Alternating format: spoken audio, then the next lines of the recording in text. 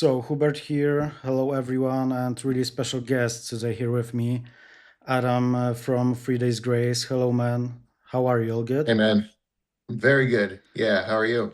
I'm really good. Are you guys Excellent. on the tour right now? Yeah? Yeah, we're just finishing up a Canadian tour right now. We're in St. John's, Newfoundland. We have two shows here tonight and tomorrow, and then we have some time off hmm before we come to Europe. And how is touring in general? Because after rejoining the bands by you, you guys have played like more than 100 shows. And how does it feel to tour with 3 Days Grace again? It feels great. It's been awesome. We yeah, we're having a lot of fun. Um, it's a different vibe up there, right? So we have me and Matt sort of both singing parts and it's been going really well. Everybody's having a good time doing it, and yeah, it's been good. Mhm. Please tell me, was it more challenging or just pure fun? Let's say for you to rejoin the band after 11 years. It really wasn't that challenging. I mean, we had been a band for so many years before. So, we first and foremost we were really good friends before we had the band. So it was like, I took about 10 years off and then came back, and it felt like it was pretty seamless. Like we all just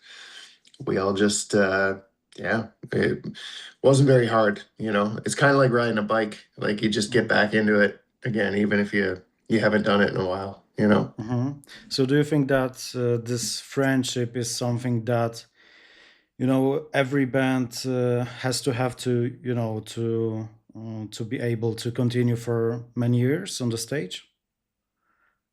Well, I think there's a lot of bands out there that aren't friends really, that just do it, and it's just all about business and money and stuff. But for us, yeah, it's about the friendship and the camaraderie and all that stuff. I think if we didn't have that, this whole this new sort of era of the band would probably be a little bit tougher Mhm. to make happen.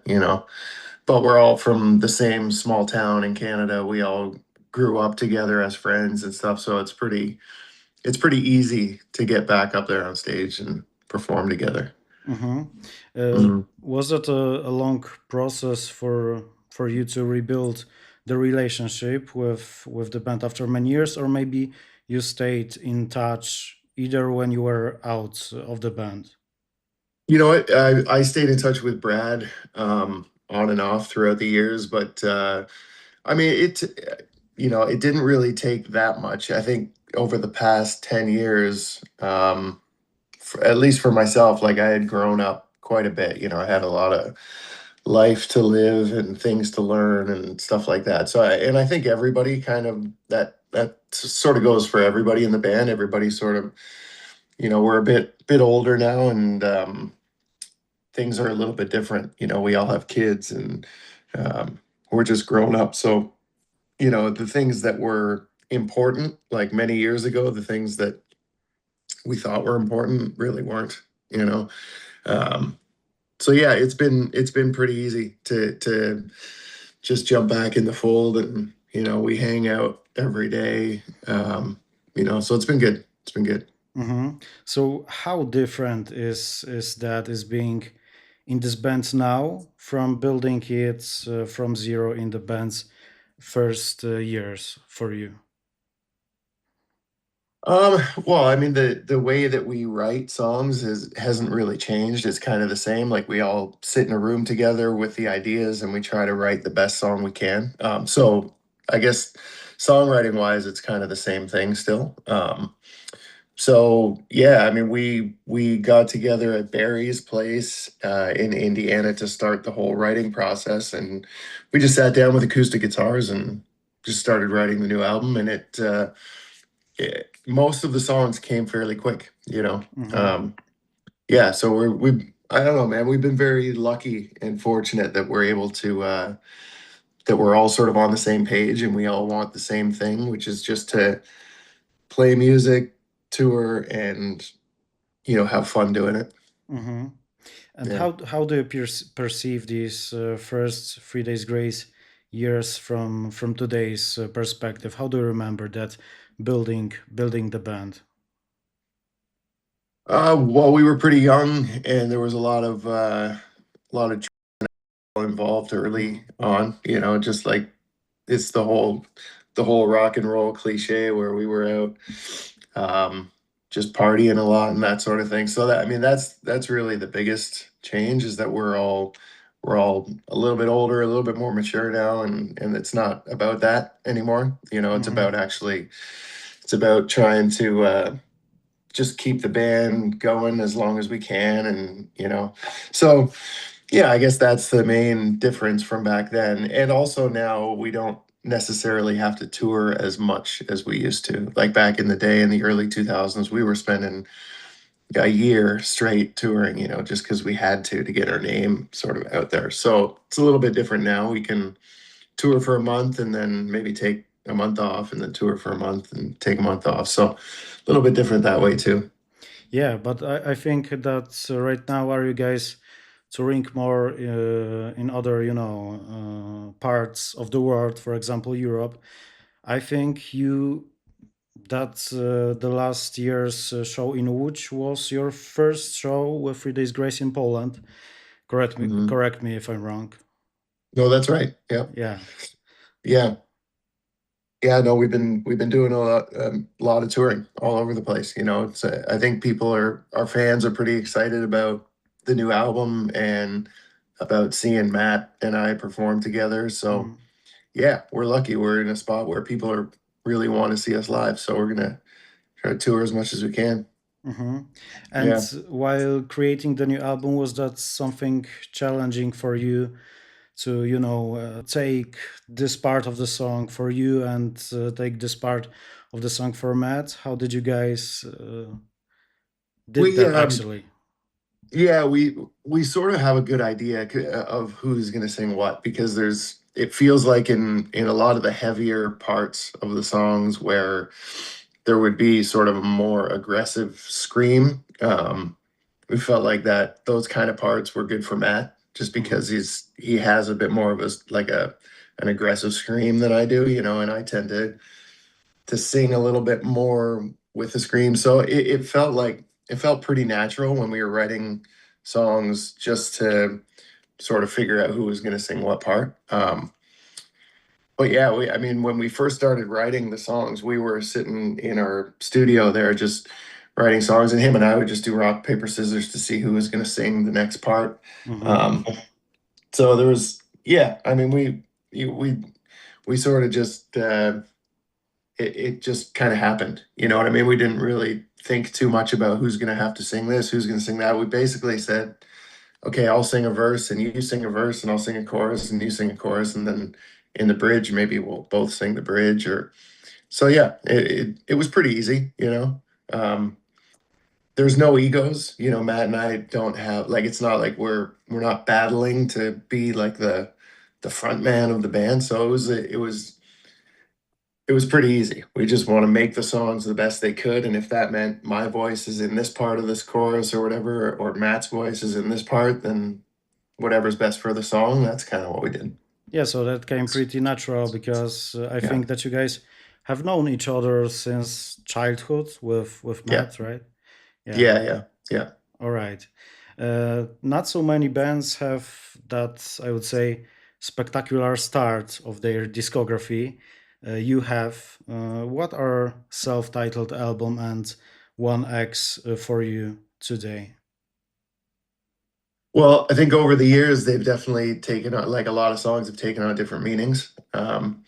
There's certain songs like "Just Like You" and "I Hate Everything About You," and those ones, like, over the years they've changed, for me, what they mean, because my life has changed so much. Mhm. And when they were written about something back then, it's not necessarily, um, what they're about to me now when I play them. And also with a song like "Never Too Late," when I first wrote that one, it meant something very specific to me. But over the years, I've met so many people and people have told me what that song means to them, and then, even for myself, it just takes on like a different meaning over the years. So it kind of happens with everything, with all the songs. Like that's the kind of the cool thing about music. It takes you back to a certain place, but at the same time, it can sort of lead you in a different path.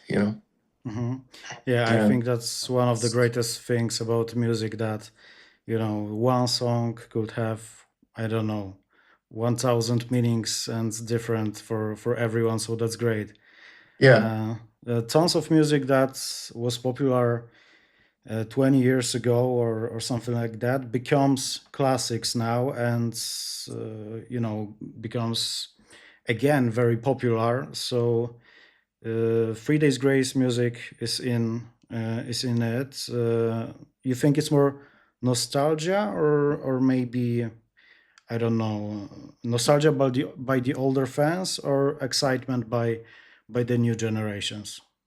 I think for us right now, it feels like it's a little bit of both of those. Hmm. Like it feels like over the past 20 years, there's been a lot of different, like you said, and now there's sort of a resurgence of that early 2000s rock, which is, I think it's partly nostalgia, but it's also partly because our fans are older and they're having kids, and their Hmm. kids are like 3, 4, 5 years old, and we're seeing them at shows too now. So it's like, it's pretty crazy.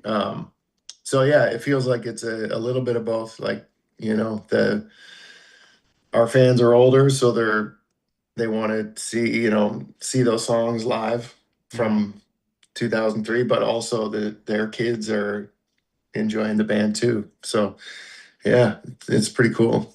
Hmm. On the new album Alienation, the band sounds obviously more modern, I would say. The sound is a little bit different than on the previous albums, but in the way of style and energy, I mean, it sounds like perfect combination of the two 3 Days Grace faces, the one with you and the one with Matt on vocals. Was that Mhm.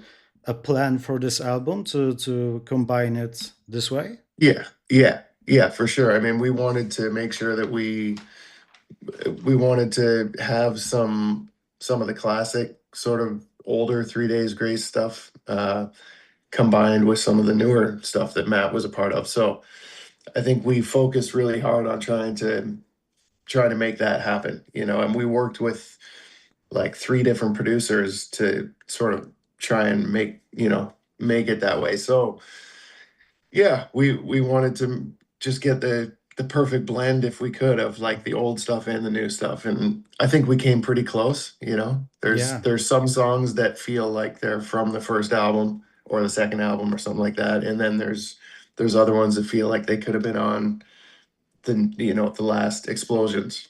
So yeah, it's pretty cool to even to be able to do it, like just to have the opportunity to do that is really cool. hmm.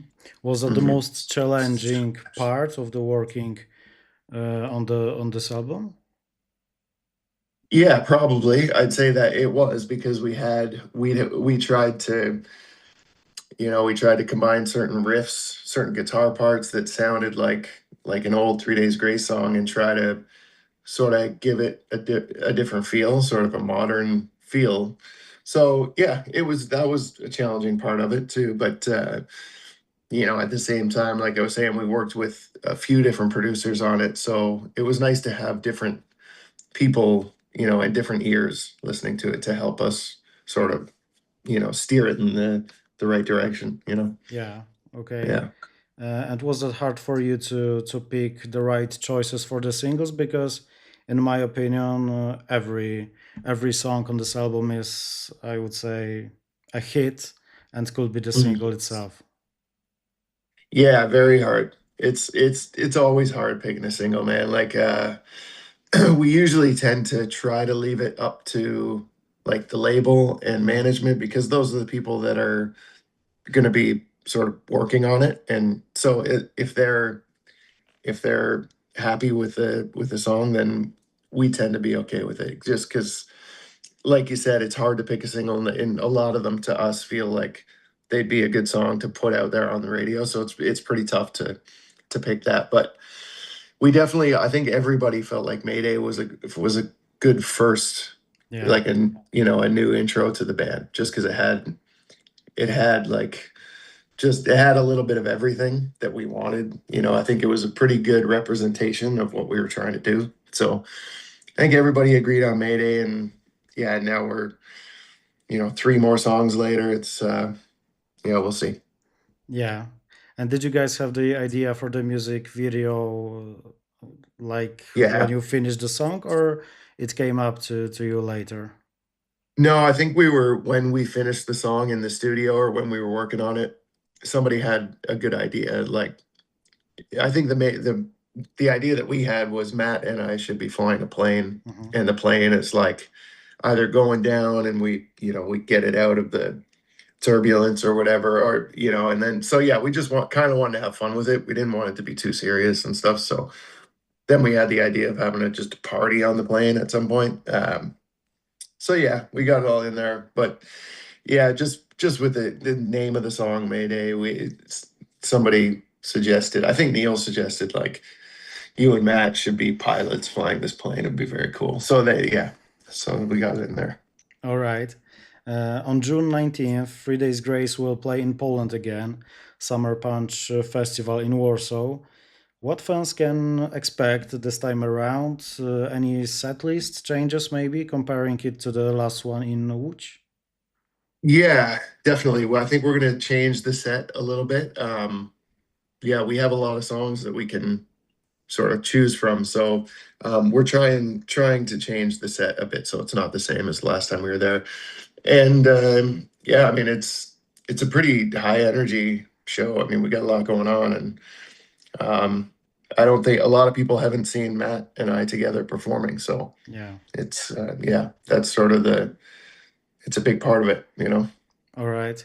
Yeah, this year is, all about touring for you, I guess. Yeah. But do you guys have any specific plans for the upcoming years, or maybe just let's take it easy, step by step? I think 2027 will probably take some time at home, but at the same time, we're gonna start working on new music. So we'll start writing some new songs, maybe remotely, and start sending ideas to each other. Yeah, so we're kind of always writing stuff. So even though we're at home, time off with the family, we're still kind of doing some writing. So we'll get working on new music next year. Hmm. Yeah. And Mhm. are you doing something musically outside of 3 Days Grace, or just concentrating on the band right now?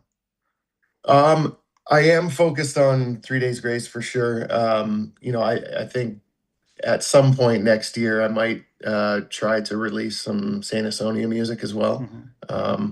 So yeah, I do have that on the go. So I'm thinking sometime in 2027 I'll release some Saint Asonia music. I'm not sure if we'll be able to go on tour. Just because I've been touring a lot, but definitely some music, for sure. All right. Yeah. And maybe now about the different perspective of the music as a listener for you. How do you listen to music these days? Is it just streaming, or maybe you collect some vinyls or stuff like that? Well, I do have a vinyl collection. I do stream, like I do listen on Spotify and Apple Hmm. Music and stuff. Yeah, but I also collect cassettes. I've started to go back Okay. and start to collect cassettes. I've got a cassette deck at home with a good setup, good speakers, and that was a big part of my childhood, was listening to tapes, and it Hmm. feels like I don't know, maybe eventually they'll come back, but yeah, I do like having a cassette deck and popping in a tape and hitting rewind and playing and stuff. So I'll do that at home. But if I need music fast, like I'm in a hotel room and I want to listen to something, it's usually on Spotify. So yeah. All right. So these cassettes are just nostalgia for you, or Yeah. maybe any sound differences that you like. It depends on the deck. I mean, the sound, like, cassette, the way they sounded, you always had a bit of a tape wobble in Mm. cassettes, like just a slight one. So Yeah. similar, like vinyl sounds great. The cassette tape didn't always sound great. So it's more of a nostalgia thing for me. Like I have all the tapes that I had when I was a kid, as well as tapes that my parents used to listen to and stuff. So it's pretty nostalgia. It's hard to find some really good sounding cassettes. You know what I Mhm. mean? You can get really good cassette decks, but to find a tape that's like 30 years old or 40 years old that still sounds good, it's pretty tough. Yeah. Okay. And what do you Yeah. think about releasing the cassettes by the bands right now? I mean, classic bands are releasing the rebranded classic albums. Yeah. Are they sounding, the same, as good as in the past? You mean like on cassette or on Yeah, yeah, vinyl? yeah, yeah. I don't know. I mean, I haven't really all the tapes that I have that I've bought over the last couple of years have all been like original ones, like Hmm. from a long time ago. So Okay. yeah, I'd have to listen to newer ones. You know, I went on eBay and bought all these old tapes that I used to listen to when I was a kid. So I haven't really heard like new released cassettes, but I'll have to do that. Okay. Yeah. If you today could tell anything to the, let's say, 20 years old version of you, what would you say? I would probably say just like slow down, Hmm. take a breath and enjoy what's happening and sort of try to take it all in because everything back then happened so fast and it was just constant people all the time and just so I would definitely tell myself to slow down and take a breath, relax and enjoy what's going on around you and enjoy traveling, you know. All right. Thank Yeah, you of so much, Adam, for this amazing conversation. All the course, man. best. All the best for you, and have a great tour. Thank you. I appreciate it, man. Thanks Thanks so for taking much. the time. Thanks so All right. much. Bye bye. See you, man.